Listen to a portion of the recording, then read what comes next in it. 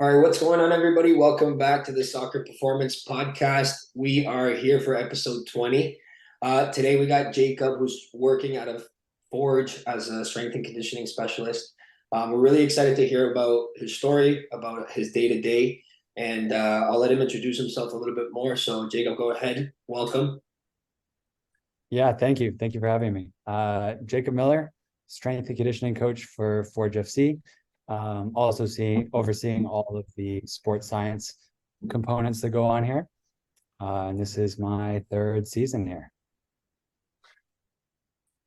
Amazing. So, take us through a day in the life. Take us through a day to day of what your responsibilities are right now, and then kind of give us a brief little recap as to how you got to the position that you're in. Yeah, for sure. So a typical day, I'll usually get in here to the stadium around 6 o'clock. And that first hour or so is just a chance to kind of settle in, get any programming that needs to be done, anything that needs to be done last minute for the day. But it's also very important for checking in with the medical athletic therapy side. So our head AT, Liam, that's kind of our quiet time before everyone else shows up to sit down and just hash out anything that might need to be covered last minute for that day.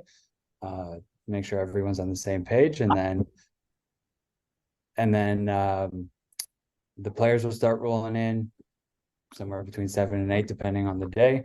And then with our group this year, we've taken on this breakfast club routine where there's a small group of guys that really want to get just a little dose of something in the gym before training every day.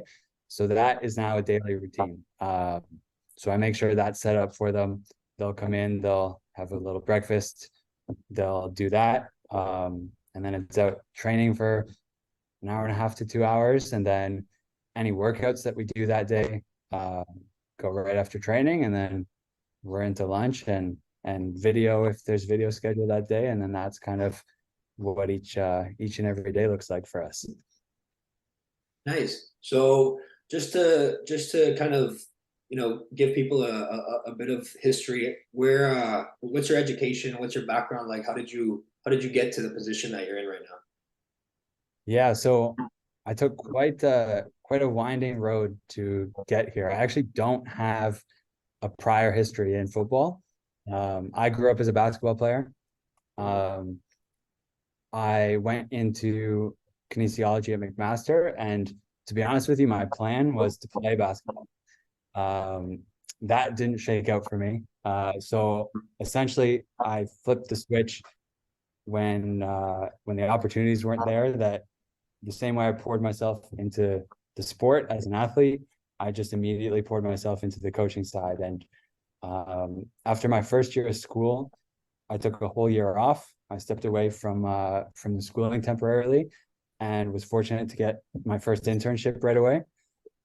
So I was coaching with King's Christian, the OSBA basketball team out of Oakville, and I got to work there as an intern for a year, and then going back into school, into my second year, the year after, I was actually offered a paid assistant position there. So I was in this very fortunate position where I was in a paid role going into my second year of schooling, and because of the opportunities that were there, and because of how much I was learning outside of the classroom, I never went back to full-time studies. So my 4-year degree got stretched quite far, and was actually only finished up fairly recently.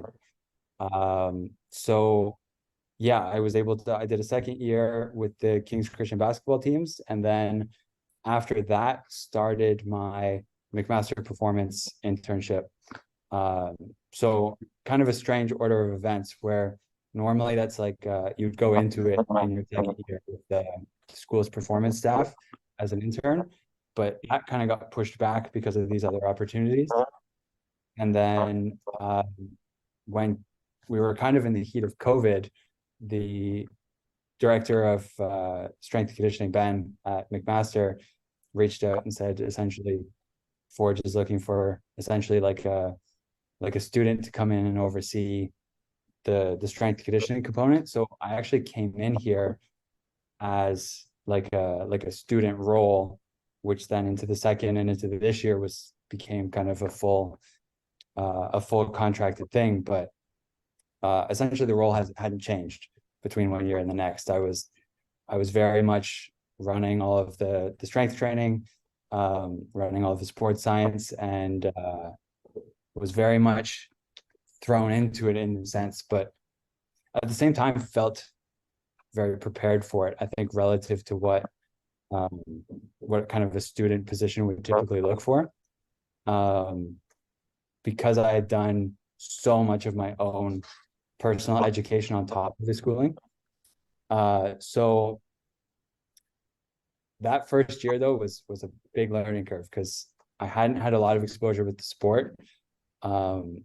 And ever since, so this is now 3 years where I've essentially poured myself 100% into football and trying to figure this thing out. And I think I've come a long way with it, to the point that I'd feel honestly much more comfortable in a football setting than I wouldn't say much more, but like basketball is kind of in distance enough where this very much feels like my thing these days. That's amazing. I mean, that's pretty close to home. I'm sure Mario has a lot to add. So, Mayor, I'll let you jump into that because we're both been part of that program, but Mario more than me. So, go ahead. Yeah. First of all, shout out to the McMaster internship. So everyone here has done that. I went to Mac as well for kinesiology, so very familiar Okay, with great. how it goes there. I went to York. I went So to York, but I did the internship as well through Mario, who recommended me to do it. So we all three of us, and we never talked about it before, but ironically enough, we've all done it, and I think we all have good things to say about it. Go ahead, Mary. Well, Sorry. shout out to them. Exactly. yeah, so good. Yeah, so really interesting how your background was in basketball. And so adapting to soccer, I was kind of curious, were there anything that kind of surprised you, or because it's always good to get an outside perspective of the sport, because there's this big belief where to work in soccer, work in football, you have to be a soccer guy, a football guy, and if you're not, then you don't understand the game and whatever. In my experience of what I've seen, that's nonsense, because getting a fresh face, getting fresh ideas, I mean, it can bring lots of positive. So was there anything that you found surprising, and maybe things that you liked a lot, or where you thought, okay, this kind of neat can be better, because there's a lot of cultural, I mean, every sport has their own cultural aspects about doing things. So I bet in basketball they have their ways of doing things too, but it does not necessarily mean that it's always right. Yeah. The one thing I was very pleasantly surprised about was a lot of the things that I had learned in a strength and conditioning context, that in my head, I had this intention of bringing into basketball, because when you looked at what a lot of like the sport coaches were implementing at a practice at a training level, there was a lot of physiological and energy system concepts that were kind of being dismissed or overlooked or not considered. And coming into here and realizing how much of that is kind of already taken care of, like our coaching staff here is excellent, and the knowledge that they have in that sense, in terms of like workloads and training set up to take into account for a daily undulation and things like that, was honestly very surprising. And it's a very it's a very good thing to see, and it gave me hope that other sports can trend in this direction a little bit, that it wasn't just the sport kind of industry as a whole that was so far behind. Good. So like in terms of like the daily periodization, like I know, like especially at a decent level, soccer coaches they love that stuff, the daily tactical periodization and stuff like that, where they're one day they might go a little bit more tight spaces, open it up on another day. So that's kind of like what shocked you which was a pleasant surprise when you came in, sounds like. Yeah, absolutely. Because like I never worked at basketball at the professional level, but I've seen it at the university and the high school level and the youth level and so on. And it's not something you see much of too often. I don't think it's a common part of sport coaches curriculum. So it's not something, at least I really expected to see much of. Cool. And at Forge, and I understand, every club will do things differently.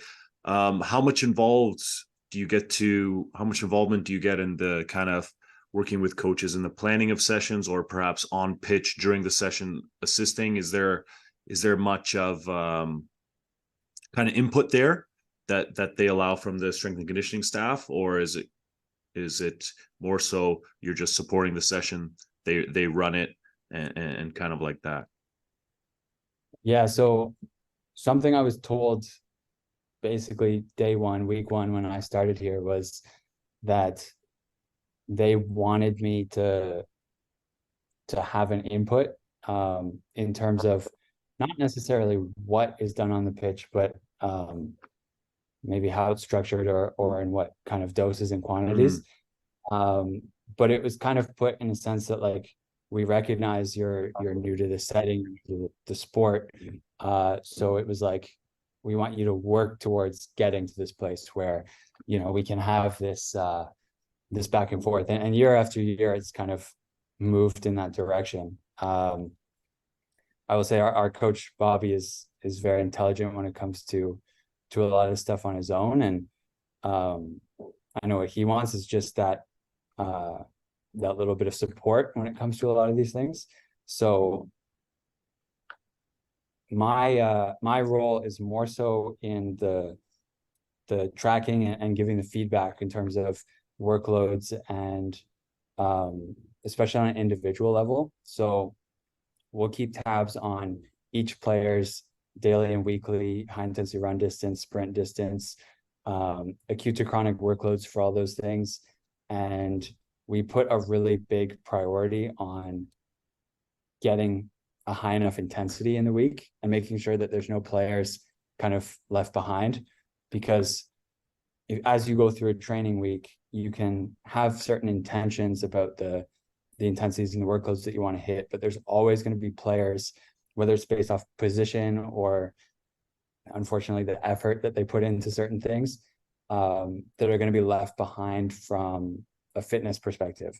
So a large part of my role when it comes to training is more so giving the feedback on how this day went and how the week is going, and then looking towards the next day and the next couple of days to make sure that if there's anyone that needs top up or something extra to stay at the level that we need, that we're paying attention to that, getting on top of that.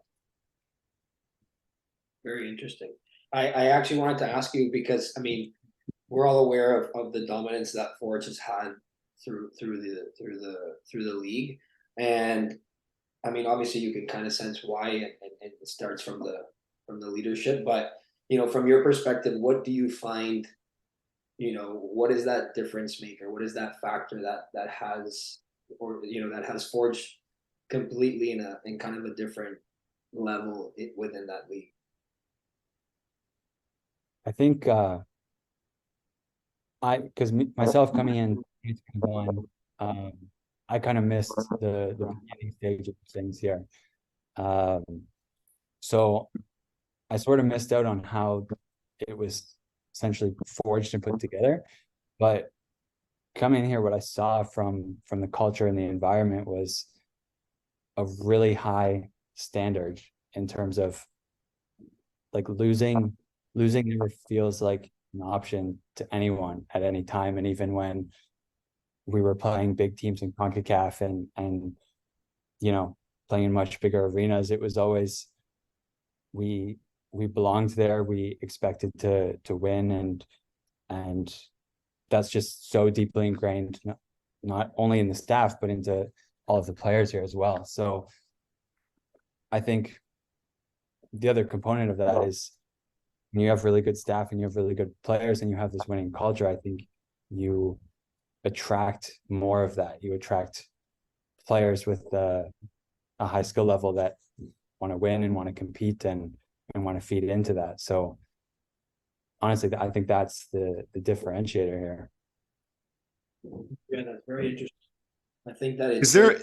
Sorry, Mario. I was gonna ask. Yeah, so I definitely like hearing that. Is there a way that you guys as a staff somehow like reinforce that on a day-to-day basis? Does it need to be reinforced, or is that just something everyone just seems to be on the same page there? I think most of it comes internally, and I know Bobby's spoken about this in interviews himself, that a lot of the accountability and even things like punishments are all within the locker room. They have their own kind of accountability system that's captain led, and there's not a ton of bearing down from the staff to maintain a certain level. But I think the downside that we've seen to the expectations that we have is sometimes when the culture is winning, you almost don't get the arousal that comes from like, uh-oh, we might not win this one. And we've seen some of our losses easily attributed to that, where the group sort of collectively thought, okay, like we'll go in, we'll pick up a win and we'll leave, and then win up with a loss or a draw or something wrong, that we weren't expecting. And as we kind of go through those waves, that's where I think the staff step in more and try to ground the team and awaken a hunger in them to because you can have the talent and you can have everything else, but if you're not going out and fighting, especially when other teams are going to show us the best version of themselves, we can lose results very easily. Very interesting. I think it's so important because we talked to Dinamo Zagreb U19 head coach, and he, in about I think 2 episodes ago, and he just came back to my mind, and he just said the importance of selection. And I think if you are selective with your players, with your staff, you're not really teaching anybody anything. You're just kind of trying to get the most out of them, and that's what you always hear, that best coaches get the most out of players, but you have to, like, there has to be material there. And so it seems to be that they're very diligent with who they bring into their circle, and it shows. And I think it's a testament to say it's not about you having a soccer background or a basketball background. It's just, can you add? And I think it's very impressive. Mayor, anything? No, nothing there. I really like what he said, and I really like how everything's dialed back to the accountability of the players. They set expectations on themselves. And at least from growing up and playing soccer in Canada, I feel like that was never a thing. Everyone always had their opinion on the coach, this and that. Yeah, there's obviously a lack of coaching education in Canada at the youth level, but at the end of the day, the players play the game, and I mean, if you're not there to compete, and I think Jacob reinforced that today, and a couple of guests before, like, you got to have that accountability for yourself. So any players at home listening, I think this is really important then for them to listen to. Yeah, if anything, there on we could go now and a little bit more on the SNC side. Yeah, absolutely the same. We could probably shape or shift the focus to the actual day to day. And I'll start with this: how do you coming from a basketball background, and I've seen it before, how do you get the buy-in from the players? Because there's always that kind of touching back to what we started at the beginning, but there's always that difficulty where it's like, well, you don't know, right? Because you're not an athlete of this sport. So when it goes to your day to day, how do you get buy-in from your players? I think I'll kind of speak to this in a sort of linear fashion, because coming in, everything was very new, and there was no way I was going to come in here and convince anyone that I was an expert at what they do out on the field. So from that perspective, I think the best thing that I did was not try to pretend anything. I would be very upfront that like what the coaching staff is doing from a tactical perspective and what the players are doing on the field is outside my scope of practice at the moment. But I have an ability to look at what you're doing and sort of deconstruct and work backwards from the sport and say, I think these qualities are important and I know how to train them and I can kind of get you there. I don't recall there being much of any issues in that department. I think I was able to show that when it came to what we were doing on the field, or sorry, what we were doing in the gym, or even stuff when it related to speed or anything like that on the field, that I had a good grasp on that. And we've kept a lot of the same players over the last 3 years. So they've watched my my football know-how grow as I've been here too. So it does mean that now I am able to speak a little bit more about things that are going on the pitch and in the game and things like that, and related to physical concepts. And yeah, just not trying to put on a front like I know something that I don't know, and just being perfectly transparent along the way. Good. Mayor, anything that you want to dive into with regards to the specifics of some SNC topics? Yeah. So yeah, I was wondering how much contact time. So it sounds like you have long days there, and so like the group they get in, they might get some individual work in the morning. I was wondering how much team lifts you're able to get in. I know that's always tough to get in this sport.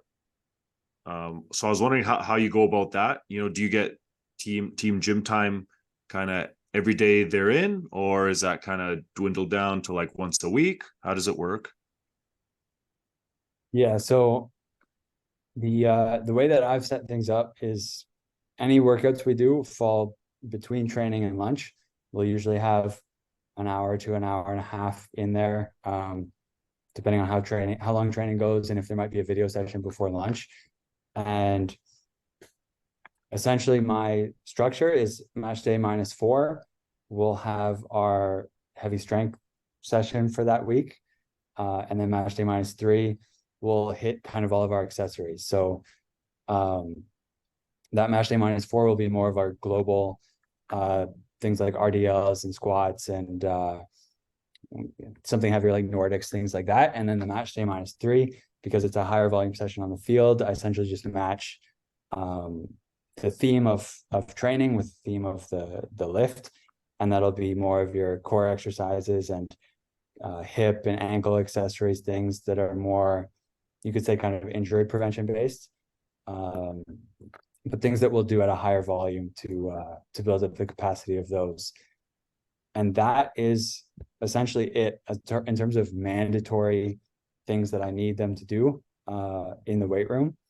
The only other thing would be guys that don't dress on match day will come in early and they'll get a big workout in, and that'll be a combination of strength training and speed work and conditioning to try to keep them fit and ready to go for the next week. But I alluded to this earlier, the guys have taken on this breakfast club, which is essentially every single day, whether we're at home or on the road, even on the road on game day, they'll want to go into the hotel gym and do a little something.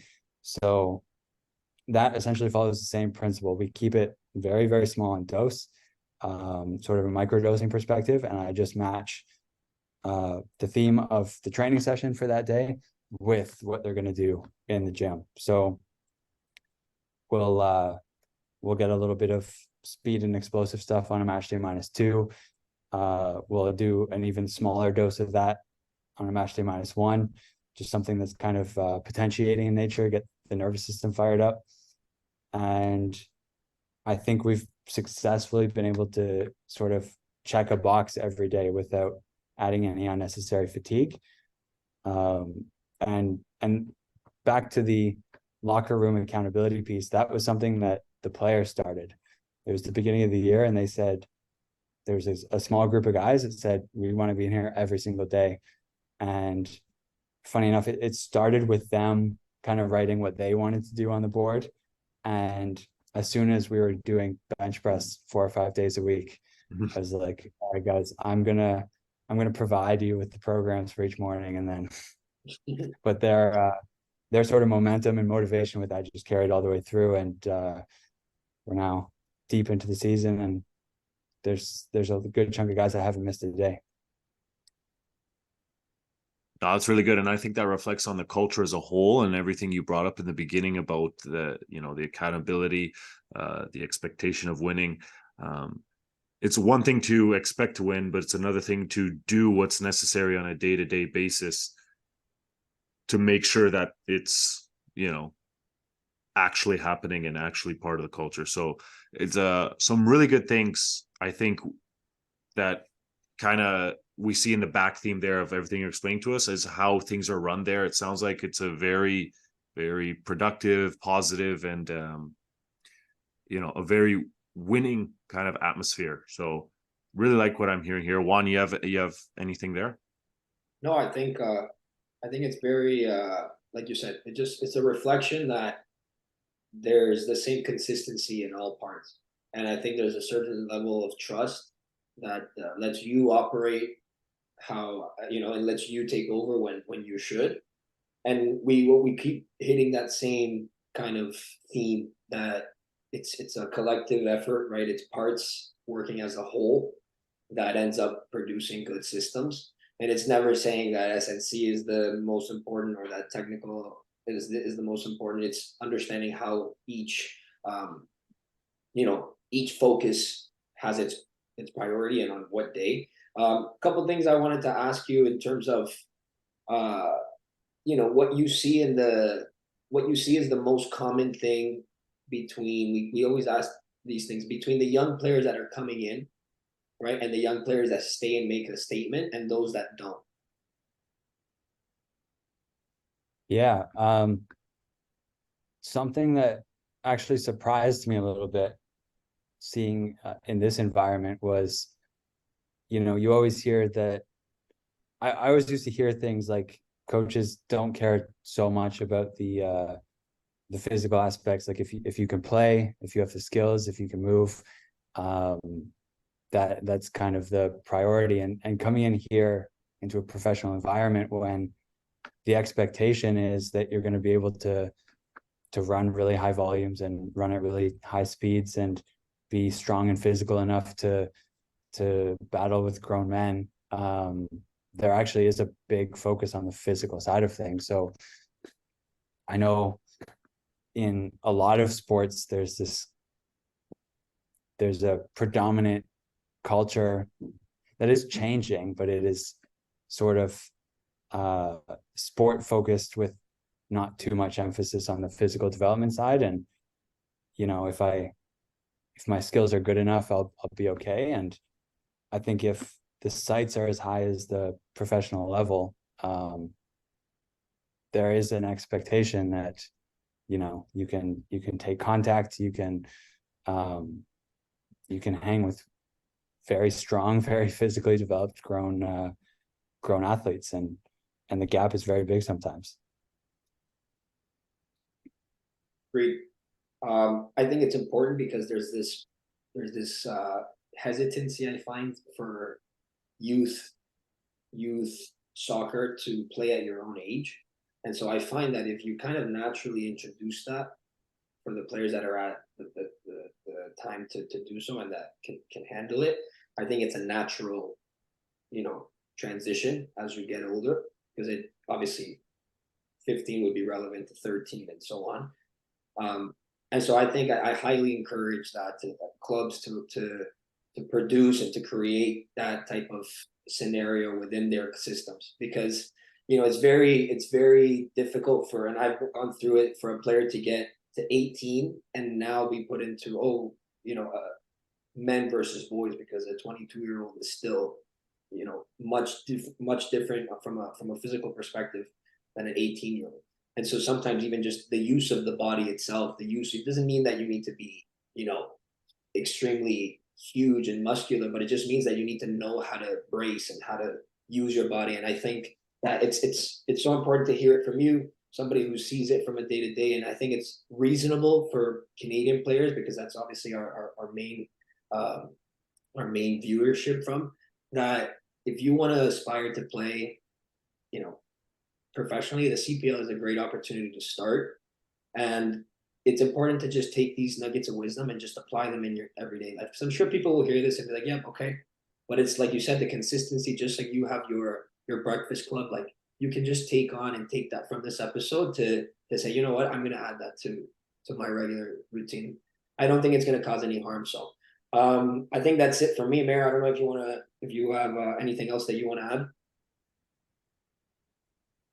I was just curious. Well, I guess I had a couple questions. One, okay, those new players that come in, those young guys, are they doing a lot of extra work in the gym or on the pitch, getting extra conditioning in to catch up, or is it sort of they kind of slow cook, kind of just integrate with the team over a while?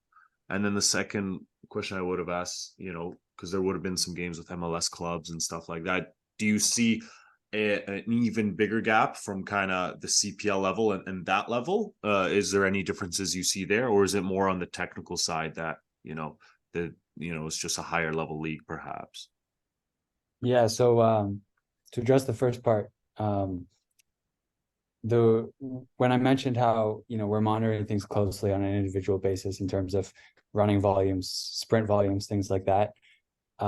Something that you see is when someone's coming from a youth team, or they're this is an ascension for them, is they're not typically hitting the volumes that the rest of the team is hitting when they're training, and it just comes from the difference in level that we train at and the adjustment period to kind of get there. So on one hand, over time, with the way that we train, they will acclimate and get there in terms of the conditioning and the speed and things like that.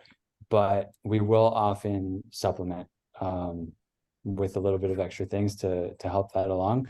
And then as far as the strength side goes, it's not that necessarily we are doing a whole lot of extra, although often with these players, if they're younger, if they're not getting regular minutes, I'll see them more often on those match day workouts. So that'll be a big opportunity for them to get a lot of extra work in. But more so, it's just emphasizing, like, when you're in the weight room, make the most of it. If you have someone who's getting 90 minutes of playtime week in and week out, you're not necessarily gonna grind them into the ground in the gym. Like, if they are going to take things a little bit easier, that's okay with me most of the time. But the young guys that need that development, that's where you push them a little bit more. To the second point, though, when we've played teams like a Montreal and a Toronto FC, that is actually a big thing that we notice, is the physical difference. That is something Bobby and I have talked about since essentially year one, where we know that when our physical output is high, we get really good results. And we've seen a lot of correlations where some of our worst games, we haven't moved much. So we're always looking at the GPS data after games and kind of taking tabs on all of that. And when we've played these MLS clubs, we've seen the physical outputs from our guys are through the roof. I have a chart that essentially maps all of our games from a team's total distance and total high intensity run and sprint distance in the match. And our game this year against Montreal is far and away to the top right side of that graph. And I think for me, it shows that when you're playing another side that has that heightened physical capacity, it pushes you to your limits. You have to play up to try to match them. And what we've taken from that is, if we can put the effort into our league games the same way we show up for a Montreal or Toronto or whoever else, we don't think there's any team that can really hang with us.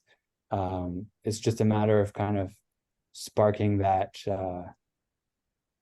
motivation, that effort, which is, when the other side isn't doing that volume of running, it can be a hard thing to do sometimes. Quick question Mm, about that. no. I'm wondering, would you say, and I'm just curious, really, would you say that the volume of running is relevant to the amount of time off the ball? I'm assuming, again, if you're going against a higher quality side, where's the amount of running increase? Is it increasing the amount of press? I know obviously I would imagine if there's higher levels of fitness, then obviously everything is faster, the press is faster. But do you find that regardless if you always hear if you're clean on the ball that perhaps you may not resolve to those physicalities, or what do you see it from your perspective? Yeah, so that brings up an excellent point, because I've from the beginning tried really hard not to look at numbers in isolation. You have to take in all these other factors. If we are playing a team that sits in a low block for most of the game, you already know that, we're basically spending a good chunk of the game passing the ball around our center backs at half, and those GPS numbers are not going to be as high as most of other games, and that's just something we expect to see, and kind of bring that context into it. So it's something where, especially the first year I was here, it's trusting that the coaches will apply what they see onto the numbers. I'll supply the data, and they'll kind of bring in what they see, and kind of take things with a grain of salt. And as time's gone on, I've been able to sort of do that myself more and more. But no, those things all definitely play a factor. And yeah, we try to take all the data into consideration, and then say, yeah, but what might be contributing to this other than just effort and things like that, for sure. Mayor, anything? Yeah, no, all that makes sense. Just kind of on the topic before that, on how, playing those higher teams, it raises the physicality, raises, their level. It just reminded me of, when we were talking to Senna with Dinamo Zagreb about how improving every day, and trying to become a very high level player, it requires being competitive every day. And it just kind of reminded me of that theme, where if, I know they're going to try and replicate it in their games and replicate it in their training and stuff, but it definitely, being around and playing against competition like that week in, week out, I mean, there's just nothing compares to that. So I think that is really interesting, and shows how, if CPL is going to grow and continue to be competitive, and even be more competitive with MLS clubs, just higher quality, and more, there needs to be a continue push for that competitiveness and higher quality in the league. And it sounds like, in the short years that it has been around, that it seems to be going up that way. I don't know if you guys have anything to say to that, but it was Yeah, just a good reminder of that. And yeah. I'll just say that, Forge as a club has benefited a lot from having 2 years of CONCACAF League games, plus a handful of Champions League games that the rest of the league hasn't had experience with. And when we're able to play these teams that are playing at a higher level of physicality, that have decades or hundreds of years of history on us, and we can feel what that level feels like, and strive towards it, and then bring that quality to our domestic games. I think that's been huge. And as far as the league as a whole, having all these extra Champions League spots now open for grabs for the CPL, I think will do wonders for the league going forwards. Absolutely. No, that'll be extremely important for the CPL. Cool. Cool. Before we wrap up here, Juan, any final questions? Anything to go into? No, I think that this episode is, it turned out to be, it went different ways, but I'm happy that we touched on different things, and I think there's a lot of value.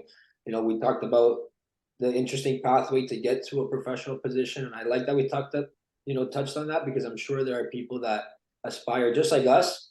I would like to know the way that an S&C coach at a professional level here, kind of got to the position where he's at, and it's also nice to see that it's not such a direct path that you have to be, in. You can get there in different ways. And we talked about the Forge system. We talked about how impressive, those that system has been, and how dominant they've been in the league. You touched about what young players, what are the commonalities between the young players that are successful getting into a professional system, and those that are not. And then you went in and really touched on the difference between when you guys play teams that are at a high level. And I think there's a lot of value in this episode. And we just want to say thank you for taking the time to sit with us and chat. And yeah, from me, Mayor, anything? No, that was very good. That was very good. I guess, Jacob, one, I guess if there's any players at home looking to break into the CPL, kind of what advice would you give them? And then two, where can people find you if they want to look you up?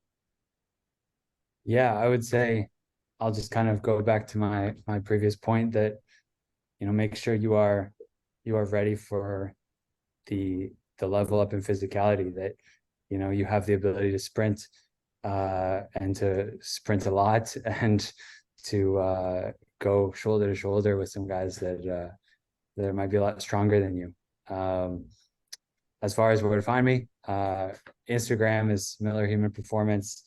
It's essentially the same everywhere else. It's my business that I kind of run on the side. And yeah, this has been amazing. Thank you for having me, guys. Awesome, man.